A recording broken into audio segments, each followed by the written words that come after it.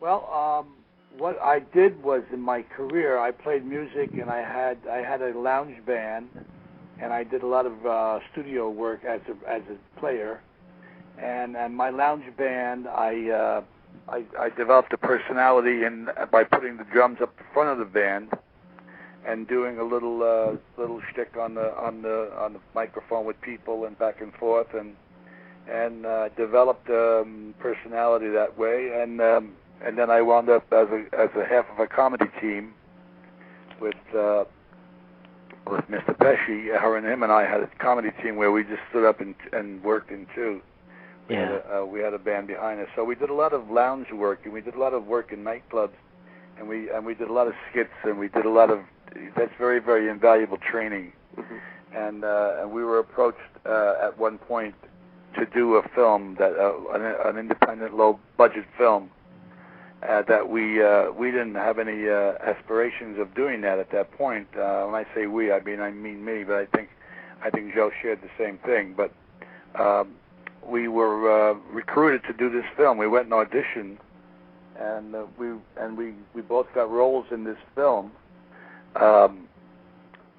We didn't act together in the film. Our characters didn't know each other, but we both wound up in this independent film.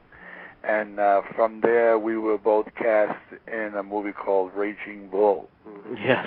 Mr. Scorsese put us in that film, and that's where we got our union cards, and that started off the process of the acting. And every time you do a different movie, every time you do another movie, you learn something else. So it's learned by it's playing by ear, I guess you might call it. Right. And I want to get to Mr. Scorsese and these legendary films that you've been a part of, but you mentioned Mr. Pesci and your longtime relationship with him. What clicked between the two of you, do you think? Well, that's an interesting question. Joe and I were. I had a group, and I was playing in a local club. I had a piano trio, and I was booked to go to the New Jersey Shore on the 4th of July in 1969. I was booked to go there, and the owner of the club that we were going to in the Jersey Shore, Seaside Heights, the VIP Lounge by name, he went and he bought a piano, and we were going to play on the stage in his club for the summer. And 2 weeks prior to the job, my piano player quit. He said, I can't go to the show with you. Okay, so now Joe had been coming in where I was playing in New Jersey, up here in this part of New Jersey, and he would come and sit in and sing, and we would, we just became friends. And then I said to him, you want to go down the shore? He said, yeah. And he got his guitar out, and he came down the shore with me, and before you know it, him and I were doing, we would talk to each other on the stage, and it just developed into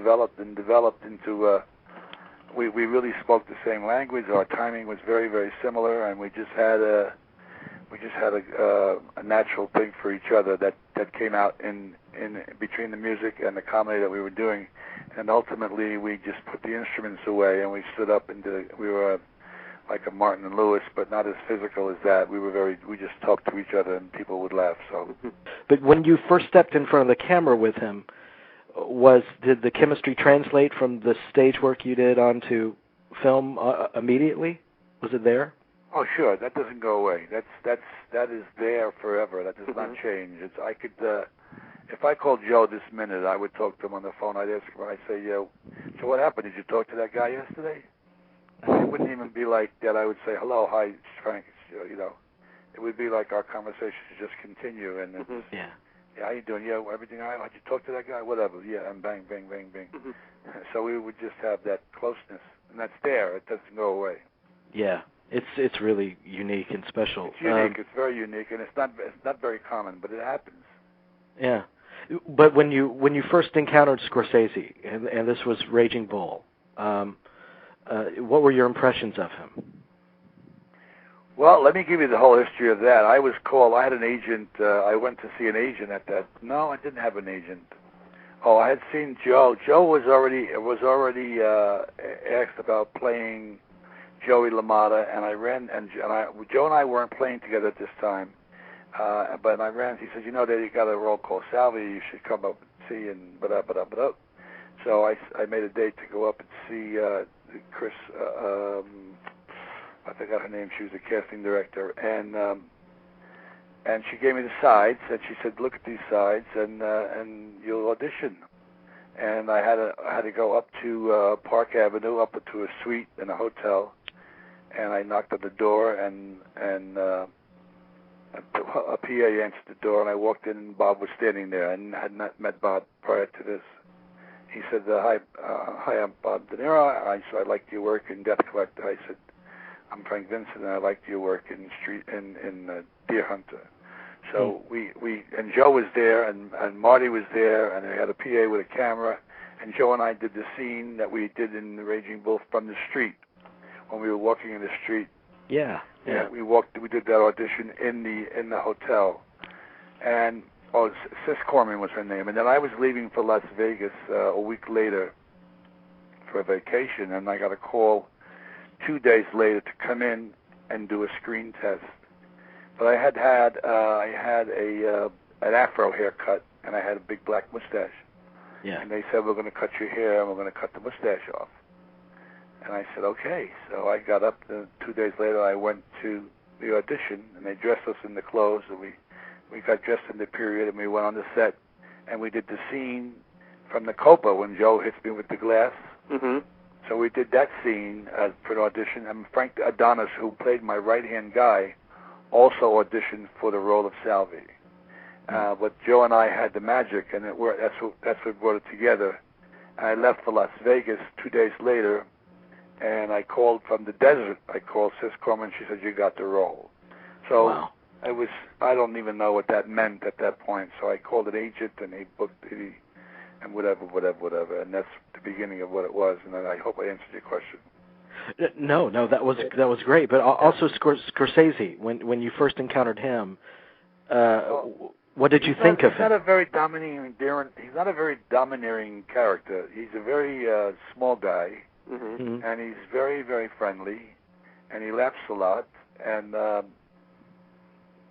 he's not intimidating at all. I don't get intimidated by anybody anyway.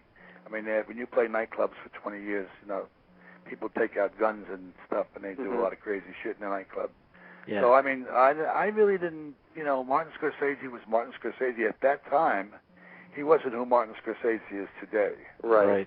He just came off Taxi. I don't even know if he did Taxi at that point, but I know he did the other one. Taxi was 76, one of the best movies of the 70s, too. Yeah, so this was 79, so he had already done Taxi. I probably saw it, but I still wasn't, a Scorsese. Right. Until, now, I mean, after whatever. So I wasn't really intimidated. De Niro, I'd seen Deer Hunter, and I knew who Bob was. Mm-hmm. Yeah. But I wasn't an actor. I was a musician. So these people were just people to me. Mm-hmm. Right. And, did you find that? I'm sorry. Go ahead. Go ahead. Did you find that it came easy for you though, the acting process? Yes. Yeah. Yeah. I'm. Like I said, I'm not so intimidatable, and I'm pretty confident. I mean, I really do homework. Right. And I when I did the first movie that I did, I didn't have to work on this. I didn't have to work till 5 weeks into the shoot, and I was there every day, sitting on the set, just to learn the language and learn what a camera was, and I took up photography on my own with a still lens, and I learned about camera and stuff on my own, just to get a little knowledge of it. So I mean, I learned it, yeah, and I'm a pretty quick learner. Yeah. I was anyway when I was a younger guy.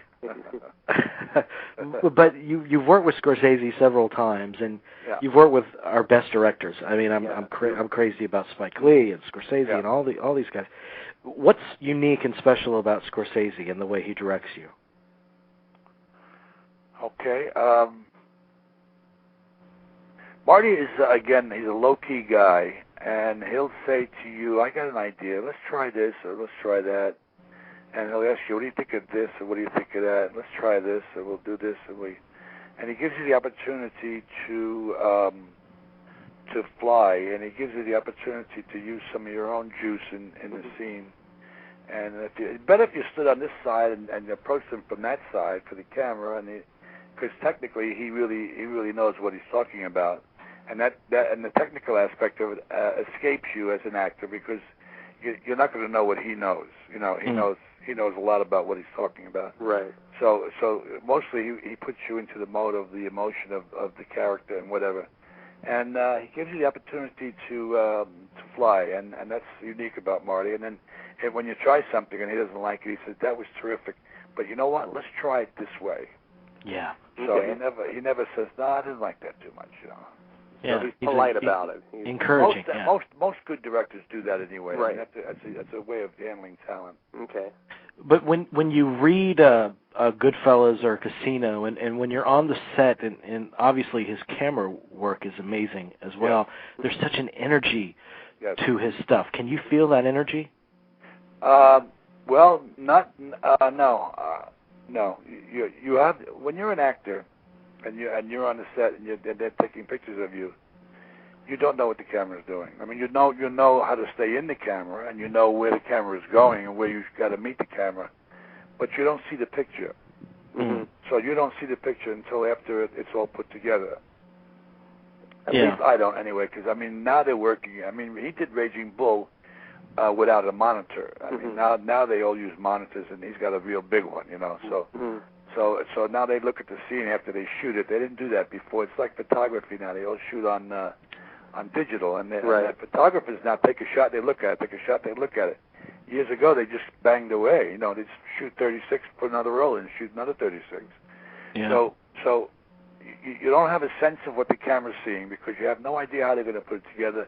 You have no idea what he's keeping. You have no idea. I mean, you have a vague idea, but you really don't know until you see what they did. And as far as the editing is concerned, right. So after you acted it, it's all over for you. You know what I mean? But this is interesting to me because essentially, I mean, Goodfellas and especially Casino for me, there's such kind of broad canvases, and as an actor or as a techie on the film, you're like a stitch in that fabric. Mm-hmm. And so when you sit back and you watch the final product of a Goodfellas or Casino, does it surprise you? Oh yeah, absolutely. To this day, it surprises me. Yeah. I don't watch it a lot. I mean, I've only seen Casino probably two times or three times that I run into it by accident. I never just put it on and say, "Let me watch this." And I'm amazed. at some of the work. I mean, it's amazing how brilliant he is. With Goodfellas and Casino and these kinds of roles, the roles that you're offered a lot, the tough guys, the mafiosos. Did you know any of those guys growing up? Did you base it on any of those guys, real life? Well, what you do, I mean, by playing in all the clubs that I played, and the era that I played in, the clubs were owned by these guys, and these guys ran the nightclubs.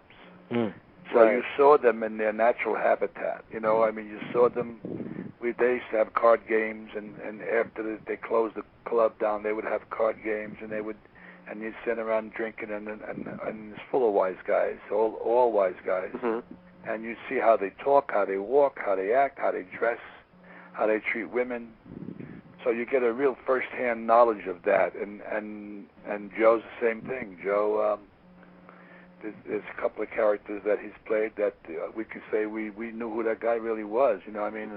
Because he had the lead, he had more of a lead on it than I did. So, but you learn this from just being around it. I've been in nightclubs since I'm 18 years old, and they used to have card games in the taxi stand next door, $1,000 a card. I was amazed. Right. You know, I'm 18 years old. They're shooting crap, and these guys have been around. So that rubs off when you see it. You learn the language. You learn how to. That's why your performances are so authentic. I mean, they're the real deal. Well, it comes from the real deal. I'm really not that. I mean, I'm quite different than that is. No, I realize that. I know you are. It rubs off as a good. You obviously, like a lot of people.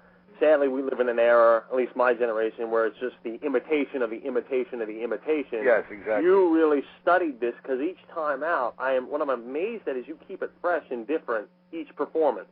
no one could ever accuse you of, how should we say it, doing a Xerox of a previous performance. It's new and different every time. That's good. Yeah. Well, how do you go about doing that? Yeah. Differentiating all of these gangsters. Well, I think that the whole secret is in what the writing gives you. The writing has to be what it is, and when you have language that's coming out of your mouth that is so beautiful and poetic, you can do a lot with it in terms of and if you look at it really and define it, that's probably the distinct feature of it. I mean, Phil Leotardo had some. I mean, he was singing music when he spoke. You know, I mean, that's the stuff that David wrote. You know, they renamed my name was Leotardo. We were named after a ballet skirt. You know, right? I mean, Leonardo. I mean, you know, some of the stuff. I mean, I don't know. The writing is what gets me mostly and inspires me to find the niche of that character. You know, some guys are real. Hey, you're going to go over there or what? You know what I mean? So then right. There's different. I mean, there's gangsters and lawyers and doctors and politicians. You know, so a gangster's a gangster, and I don't know. Everybody's different, so you got to find little differences in each person. That's all. That's what you do. But your character in Casino too is based on someone. It's based on Frank Collada, right? Yes, who was personally on the set every day. He was. Wow. Okay. Yes. And he showed me how to take the safe out. And an interesting story about Frank Collada is that Joe played the Spilatro. Joe played Spilatro, and Spilatro's guy. Obviously, Spilatro was dead, but his guy was in Vegas. His boss or his mentor or somebody, and he would come to the set occasionally, and every time he came to the set, Frank had to leave the set because Frank was in a witness protection. Yeah, I was going to say, how did he manage this? And he left the witness protection program because he wasn't afraid anymore. And he told me stories about how he bombed guys' cars and the different murders that he committed. And once in a while, we would communicate by van from the set to the trailers or whatever. They would pick us up in a van, and we go like 4 or 5 blocks, whatever. And Frank would say sometimes, "Why don't you come? I'll give you a ride. I'll give you a ride over." So we would lift up the hood and look under the car, make sure there was no bombs, right? Because he was a marked guy. Yeah. How did they get? I mean, because also Henry Hill lately, I've noticed, since he's writing these books and he has his artwork and the cookbook, he's come out of hiding too. Well, they have what we call balls. That's those the titanium steel balls. I mean, yeah. I don't know if you're aware of the argument with Casino as compared to Goodfellas, but Scorsese himself has even said that he was kind of thrown over the coals over Casino because people unfairly compared it to Goodfellas. Mm-hmm. For me and Jerry both, we've discussed this a lot. It's kind of like The Godfather and The Godfather 2. The Godfather, like Goodfellas, is a perfect movie. Mm-hmm. But Casino, like Godfather 2, feels somehow a lot more richer and more ambitious, and that's why I constantly go back to Casino. I'm wondering what your take is on that comparison between Casino and Goodfellas. Well, I think what you're seeing is the difference between a film shot in the era of Goodfellas in New York and a film shot in the beautiful desert of Las Vegas. Right. You have a visual element that's involved. Goodfellas is grittier, and it's more. I think it's more of a period than. I don't know if the periods are the same. They might be close to each other.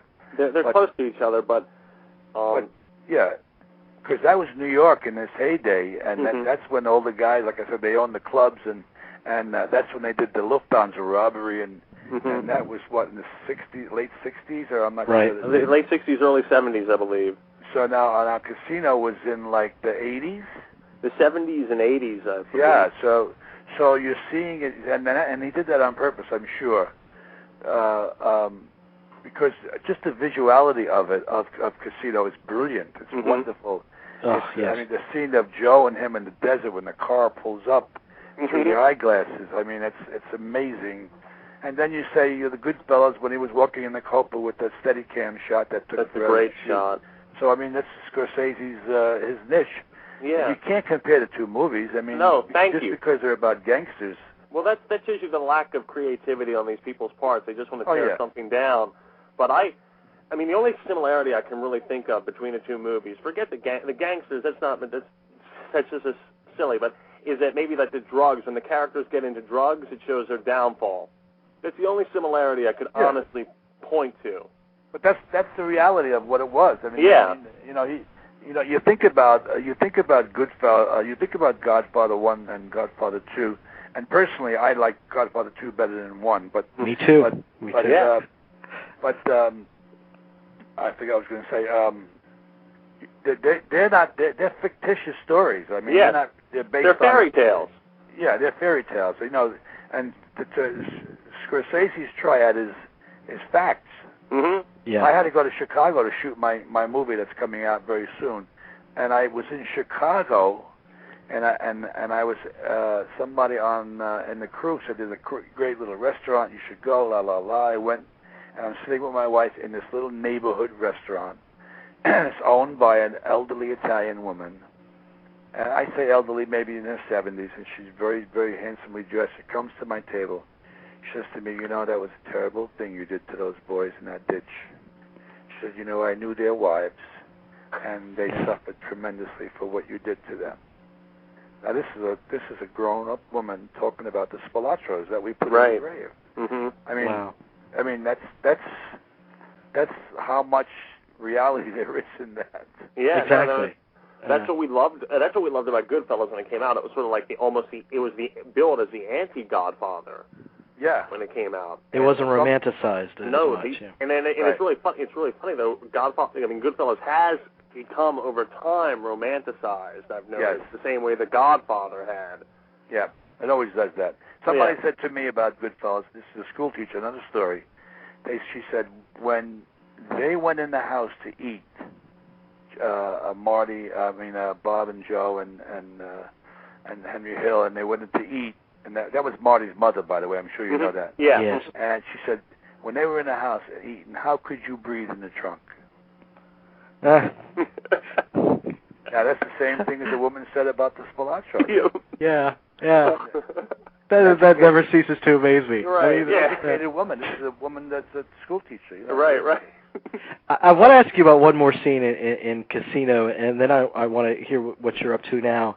But the beating scene, obviously you took quite a beating from Pesci in Goodfellas, but you got to return the favor in Casino.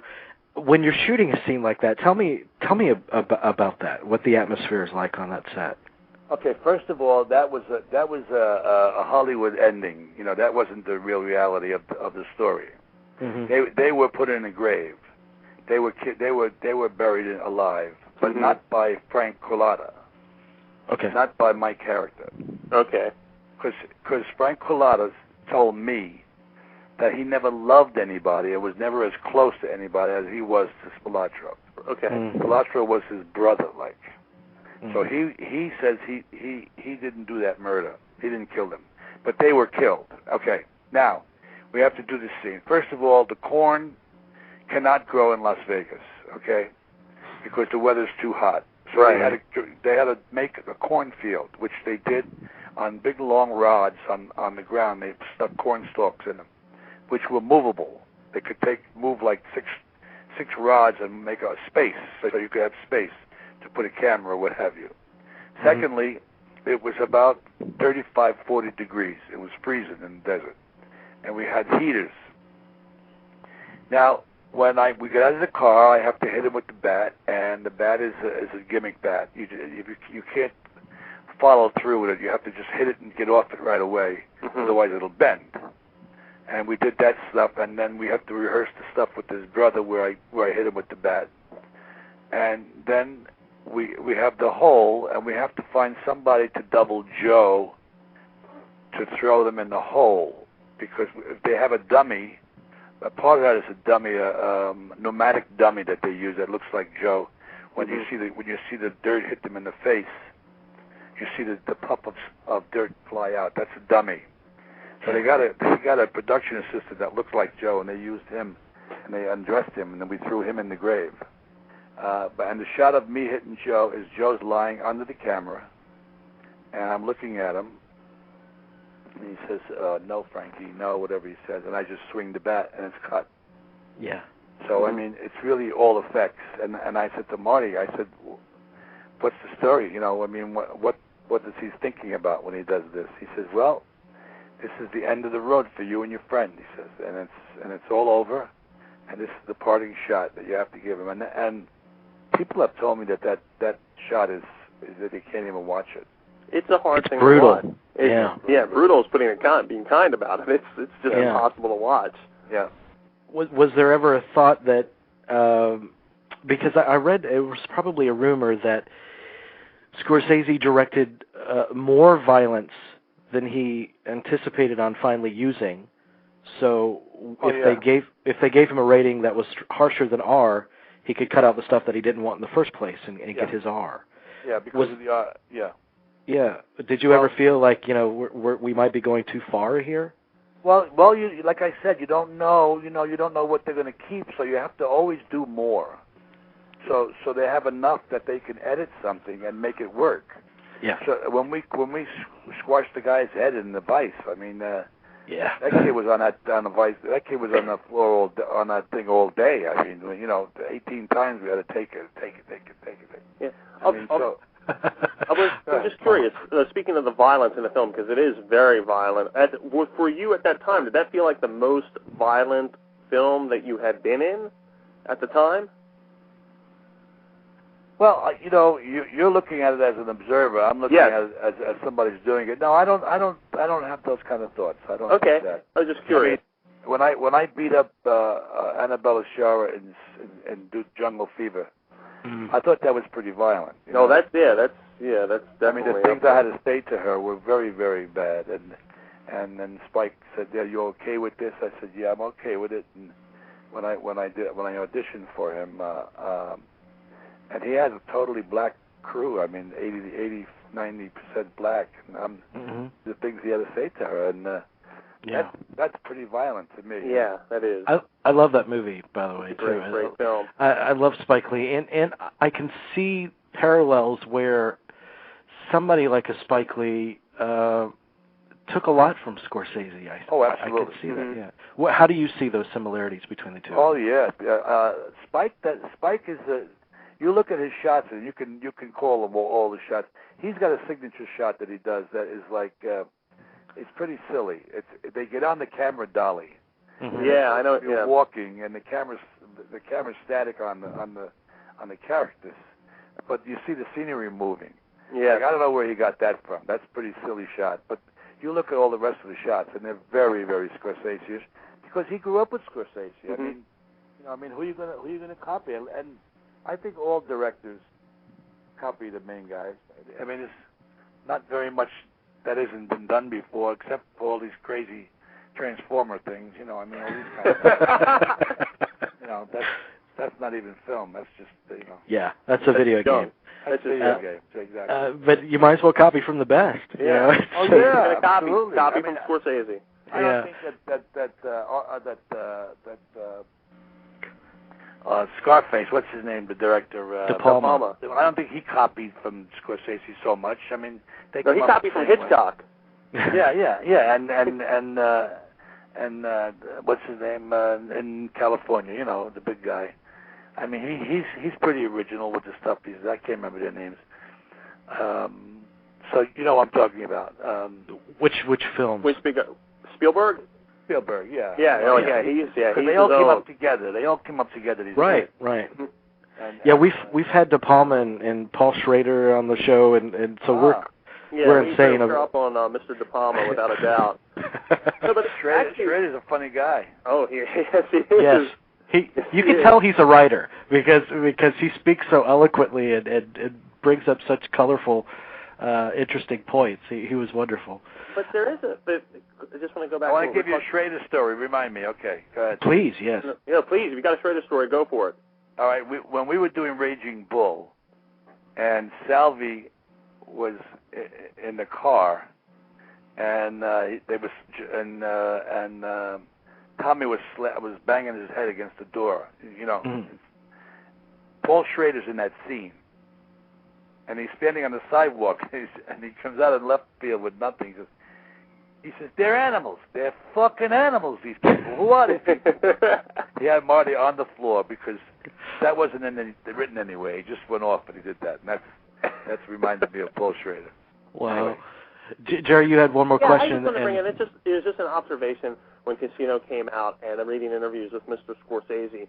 But he had said in one interview, and I think it was a younger publication, a younger interview, because he was getting egged on about Tarantino at the time, because this was right after, like a year or two after Pulp Fiction came out. Mm-hmm. And Scorsese gave an answer that I think is classic. He goes, "Look, I made this movie, but one of the reasons I made this movie to say I do this better than anyone else alive." Mm-hmm. And it was like to prove a point. And I was just curious if you ever got that feeling on the set that he had something to prove, because I didn't ever get that feeling about him.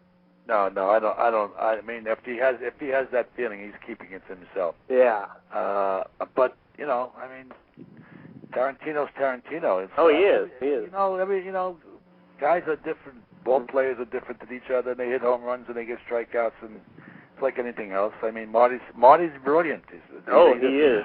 There's no one like him. No, and he should have got an Academy Award much sooner than he got it. Mm-hmm. I think Jack Nicholson, the fact that he directed him and the Hollywood bullshit.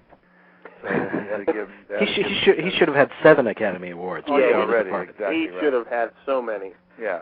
He's made the best movies of every decade he's worked in. Yeah. Yeah. Yeah.